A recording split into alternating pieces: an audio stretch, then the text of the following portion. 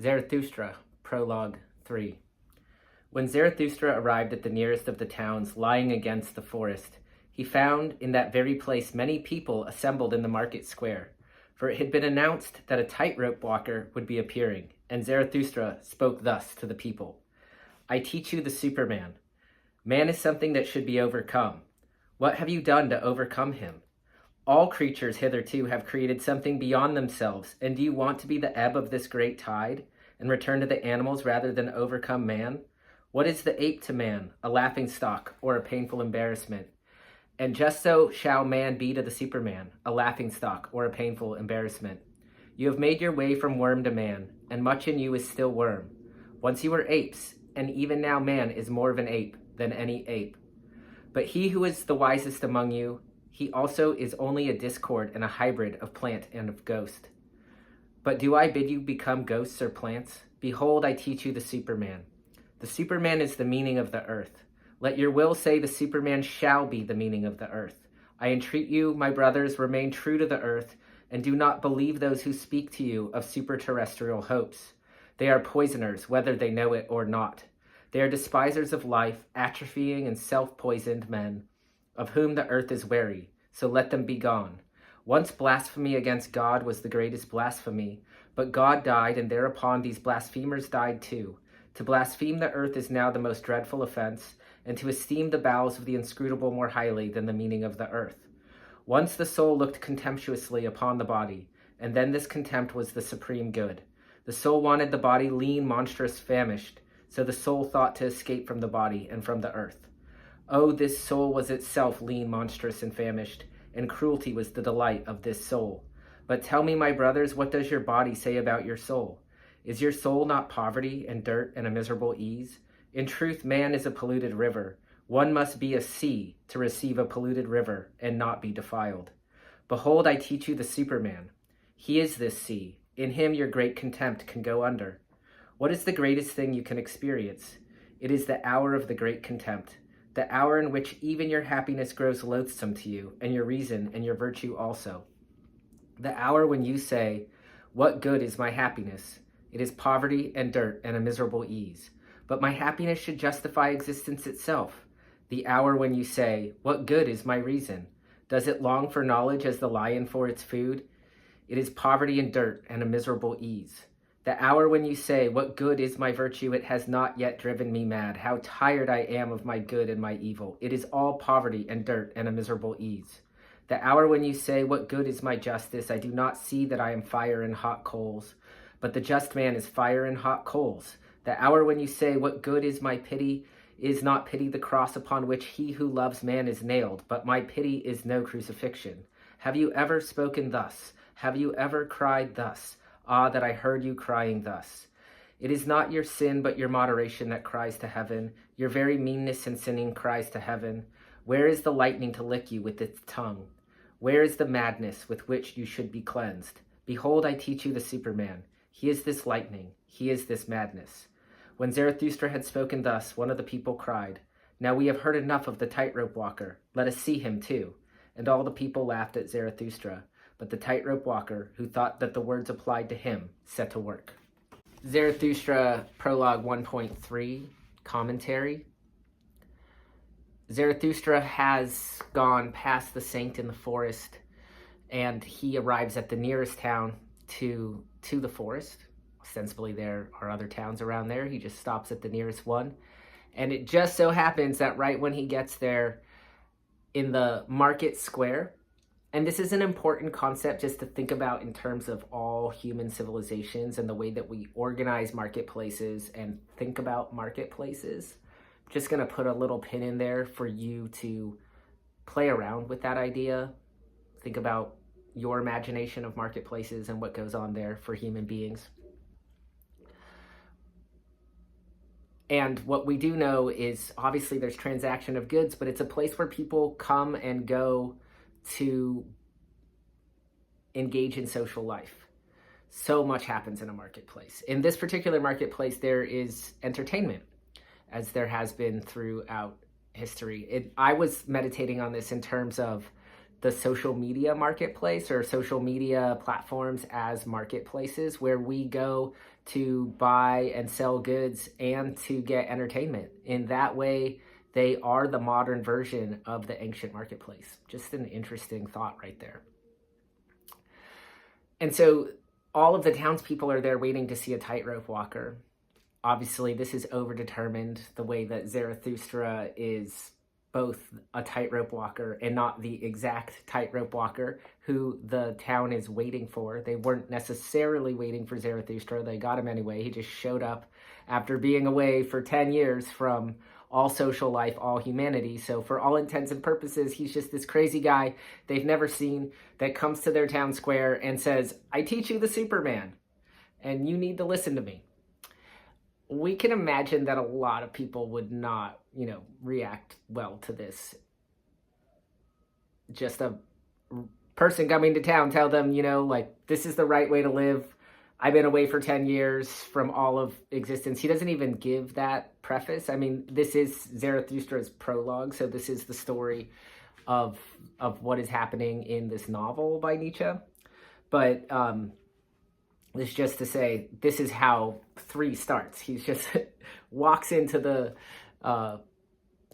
market square and says, I teach you the Superman. In German, this is the Übermensch. And it should be said right now that this concept got Nietzsche in a lot of trouble, right? The very idea that conceptually there could be something like a Superman, like a person who has, let's just put it basically, that is superior to other people, and that is better than other people, that is the highest way of being a human being. And most people prickle when you tell them that you have found better ways of existing and they're falling short. Yet, this is what all prophets have come and said to various sorts of people. And it's interesting that some messages stick and others have not. Many have always been ambiguous in terms of their potential interpretations, and the way that the life of, let's just be real, the madman who came into the market square was reported by people who may or may not have really experienced this person in the flesh, whose words may or may not have distorted by other people throughout history. We do butt up against the question of the facticity of history, how much of history we can say actually happened, what events were really real, how we verify that they were really real. I'm not saying that there aren't really real events or that history doesn't exist, but it does remain for theorists and scholars an open question as to what extent we can ever be certain of a certain telling of past events or a certain interpretation of past events. Many historians are in the business of reinterpreting historical events, re-examining historical events based upon new findings, archaeological findings, or any other kind of primary source material evidence that things were slightly different, slightly otherwise, or confirming what we already knew. So what I'm thinking there is, obviously we have the 3 great Abrahamic faiths, Judaism, Christianity, and Islam, and these all have a tradition of prophets who have basically changed the ideological and material structure of the course of global events indelibly, right? Like, we can't, it's not really an argument, does Islam exist or not exist? The story of Muhammad, the prophet, is central to whichever version of Islam that one believes in. The story of Jesus is central to Christianity, regardless of what sect of Christianity one believes in. The stories of Moses and Isaac and Abraham are central to Judaism, regardless of whichever sect of Judaism that you believe. And the tradition of prophets within the Abrahamic faiths is contingent upon some people believe in what these guys are saying is true, right? So there is a real history of certain people who have somehow gained enough spiritual authority that they can go into marketplaces and have people believe that their narrative is the one that will ultimately save mankind from itself, ostensibly. And by the way that the efficacy of the prophecy, the salvation, is that it provides a narrative for meaning in people's lives. And so there's different ways that different narratives provide that meaning, but what in each case the narratives do is provide the ground for giving meaning in a life. So let's take the Christian example. There's the narrative that we're fallen in the Garden of Eden, and there are all these prophecies that a Messiah will come, right? We do know that many Jewish people believe the Messiah is still coming, and they do not accept that Jesus was the Messiah. In the Christian telling, Jesus is that Messiah who did come, and God manifested itself as a human being, and that human being, quote unquote, takes all the sins of the world and dies a very suffering-filled death on the cross, and is reborn to show that he is resurrected, to show that, give proof that this person was really God, and that all you have to do is believe in this story and you will be saved from your mistakes, and that there is a place for you when all this is done where you will be relieved of suffering, of bodily suffering. And that place is unclear. Heaven, right? Like, it's unclear where that is. There's a side story also, or a side story that's central, that if you don't do this and you don't follow the path in the right way, you will suffer eternally also somewhere else. And where else is that one would ostensibly go, heaven or hell, that needs what we call a metaphysical grounding. So how does that exist? Like, how does it constitute the world that we live in? Where does it exist? Does it have material constituents? How do we know that it's real? Do we have any reports from these places? Or do we just take the word of the prophetic literature? And so in order to believe that those things are real, for the most part, that requires a leap where you are not depending on reason or any kind of logical metaphysics. You would have to believe in a mythical metaphysics that the only ground are these historical tellings and your faith that they are true. But there's no proof that will ever be furnished to you. And so I'm just wanted to say that about metaphysics. And the important thing here for the Nietzsche text is that he is, obviously wrestling with his own crisis of faith. He was raised by a Lutheran pastor. He was supposed to become a Lutheran pastor himself. He is Christian culturally, but he is not buying the story, and he's also very skeptical of quote-unquote Christian people who profess this metaphysics that has an attendant ethics, like being kind to your neighbor, turning the other cheek, loving the neighbor as the self.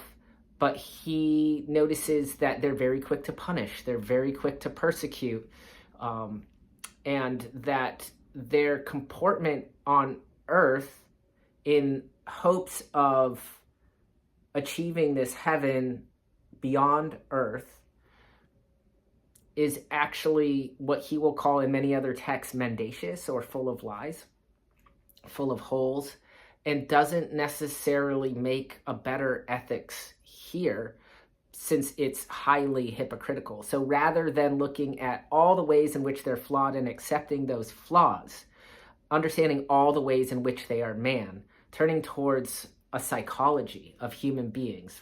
Nietzsche is often called one of the first psychologists, or the first psychologist, and the extent to which Freud took so many of his ideas of unconscious processes from Nietzsche is not documented, but seems pretty obvious to people that Freud took a lot of his ideas about unconscious processes, unconscious motivations and drives from Nietzsche. I have a little theory too that Nietzsche was untimely in the sense that what could have solved a lot of his problems and a lot of his own message, and this also regards the Superman, is that he would have been better off as a psychoanalyst. He would have benefited from both delivering what looks like psychoanalytic care and therapy to people, and from undergoing it himself. Why do I say that? I say that because Nietzsche suffered so greatly in his life. A little bit of a backstory: his father died of a neurological disorder when Nietzsche was 5 years old. First of all, that's a major early trauma when your dad dies at 5 years old. The other part of that is that Nietzsche inherited some type of this neurology. He would have migraines for 4 days in a row, vomiting, loss of sight in one or both eyes. He wrote of radical physical pain throughout his life, and he eventually went mad.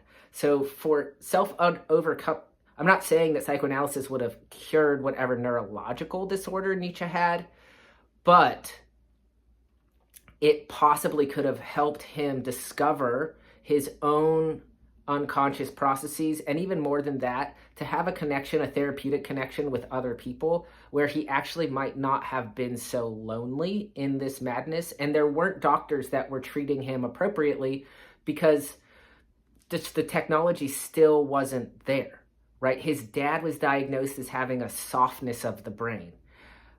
Brain cancer, maybe, some other kind of neurological disorder, which possibly could have been at least diagnosed with MRI scanning, PET scanning, and things like that, that we have now developed, just they did not have access to. And also the attendant psychiatric problems. There were doctors, there's always been doctors of the mind, doctors of the soul. These were often, siloed in church or faith-based institutions, and then Nietzsche's going to have a problem with that, right? He's not going to seek psychological care for somebody who tells him to just pray and worship God. So we do want to understand the writing of this text in that historical context of Nietzsche as always struggling really radically with some severe psychophysical mental disorder. And so self-overcoming, I'm going to describe two aspects of that right now. Self-overcoming in the psychoanalytic sense looks like really going into oneself. It looks like what Nietzsche is calling for here, which is delving into the ways man is man. In Nietzsche, this is the catalog of the affects. In Spinoza, this is the catalog of the affects. And that's where he's listing out all of the different ways that we're inclined to behave. And Nietzsche loves Spinoza for doing that kind of work. I'm not going to go into his critique of Spinoza right now, but the point is not looking extraterrestrially outside at something that is going to save you. It's looking inward. It's overcoming the self. So becoming the Superman means, again, to go down, to go in, to look into the abyss, to struggle with who one is, why one is the way one is, how one is motivated. It's not about a master race. And this was a radical misinterpretation. But it's here in the text, and there are going to be more moments where this misinterpretation comes out. And this is what the Nazis did with this. They thought Nietzsche was avowing that there was something like a master race, and that the master race are the only ones who deserve to exist, and that everything else is expungible or unnecessary. And that's not at all even where this text is coming from. And there are many places in various of his other texts where he refutes such an idea. So self-overcoming, a central principle that Nietzsche is laying out in the prologue of Zarathustra, when Zarathustra comes to the town to teach the Superman, maybe a better thing is like, hey, everybody, let's go to therapy, right? If he would have known about that. Let's look after our motivations. Let's see what's really driving us. How are we really constituted? What is our relationship to animals? We know that we evolved from an ape-like creature. And in the speaking of apes, worms, plants, ghosts, we also need to understand historically the effect of Darwinism and of Darwin's theory of evolution. That hasn't existed forever. It's recently on the scene for Nietzsche. He is influenced by the idea of Darwinism and the idea of evolution. And many scholars have pointed out that the Superman is also a Darwinian theory, just that we need to evolve beyond this iteration of humanity. And what does that look like? And I'm going to pause a little bit right there because I don't want to overdetermine it myself. Nietzsche is called a conservative thinker by a lot of people. He is a hero of a lot of right-leaning people and thinkers. But there are also people on the left that are sympathetic to Nietzsche. And it's interesting, but like there are people with so many different kind of political proclivities who feel a kindred spirit in Nietzsche. To lay my cards on the table, I would consider myself far more left-leaning, and I am attracted to the idea of overcoming oneself by going down into oneself. I do think there's something inherently right about that. The political repercussions of the fact that there are different power differentials within every person and sets of people, and how that reifies or has the potential to abolish class distinctions, I am less confident about talking about right now. But I do see that there are political repercussions for that, and we should discuss those things. If you have thoughts about that, definitely comment below or get in touch with me, and we can have a dialogue about that.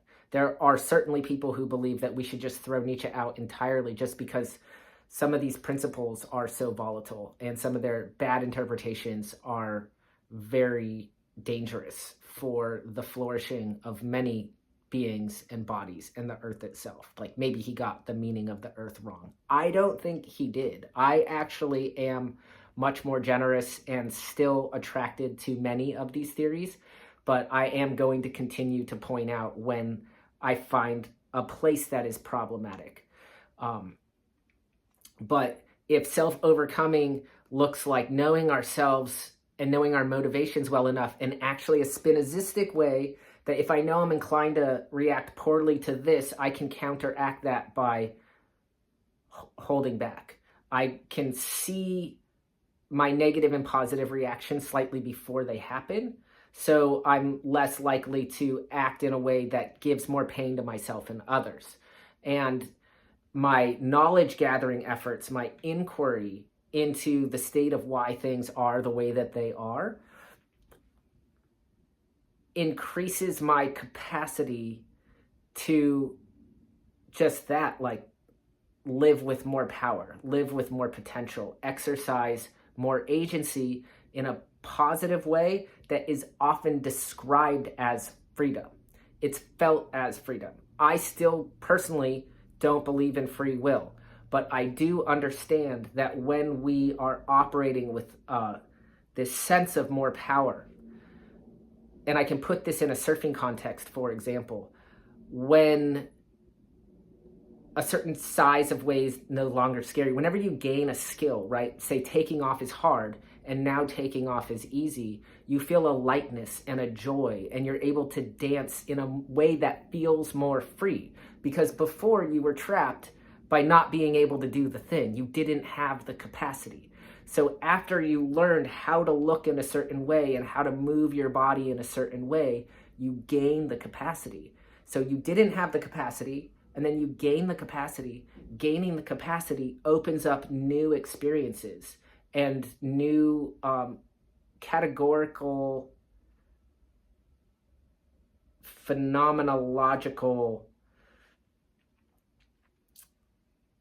sensations of bliss, actually, of being glad and grateful and rejoicing that you're here, that you're in this body. So if self-overcoming begets more of those kinds of experiences for more people, and more people ask questions and don't take things on face value, and that's what self-overcoming looks like, which is, I think, what Nietzsche means, and I think that's Zarathustra's message, but the people just laugh at him and are like, yeah, wait, when is the tightrope walker going to get here? When are we going to get there? I like that version of a Superman. Saying that, like, there's just a few people who are the master race and everybody else can just die and get fucked that's not the way to go. I do believe that the more people that experience flourishing, that is the vision of ourselves and the world that we should go for. And again, back to Nietzsche's historical context, this is a person who is in radical pain and suffering. This is a person who dealt with so many severe sicknesses and was constantly searching for cures, cold baths, hot baths, going up to the top of mountains. He thought air would fix he tried all different kinds of diets. He moved to Italy. He had theories about, like, proximity to sea level. He was trying to feel better all of the time. He was not trying to construct a master race that took over the world. He was trying to get some help for his suffering. And part of that was part of that work was to continue to inquire, to continue to write, and also, yes, to see the histories and the patterns throughout time, and to prognosticate about what could potentially come and what kind of actions need to be taken in the future. So I didn't hew super close to the actual text of Prologue 3 right there, but I do think that this sets us up for, at least so you know, my take on the Superman and why it's historically problematic to think of it something as a master race. Now we do need to ask into what constitutes this downgoing, what constitutes this self-overcoming, and to what extent this message can ever really be realized by enough of people that we understand ourselves enough, in my view, hopefully, to make less violence and less pain in the world. For me, that's what self-overcoming en masse would look like. It would look like improved conditions for more people. I do not think that we get away from power differentials entirely, but I don't think that that means that we need to solidify hierarchies and meritocracies that have harmed people over time, or to make new ones that are even more harmful, which I think is happening in the America of my day right now. The other thing that we're going to continue to have to struggle with throughout the reading of this text is the idea of cultural relativism and the establishment of new values. What kinds of the old values need to be destroyed and remade?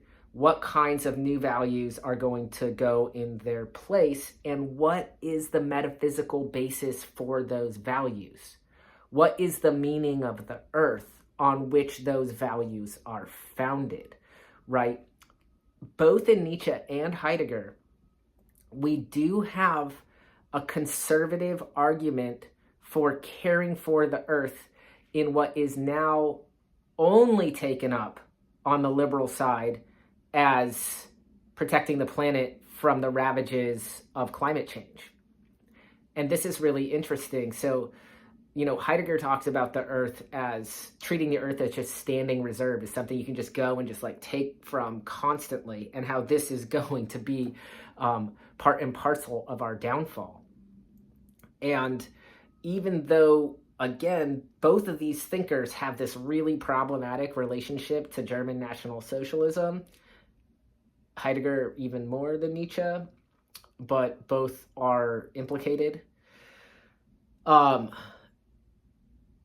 Their concepts of preserving the land and preserving the earth and caring about the earth and caring about the sea and understanding concept of pollution and toxicity and moderation are still relevant, important concepts, especially when we're thinking about reducing suffering as we move forward in time. The arrow of time is real. We are moving in some direction. I'm not going to say that it looks exactly like progress. And let's see, what else do I want to say here?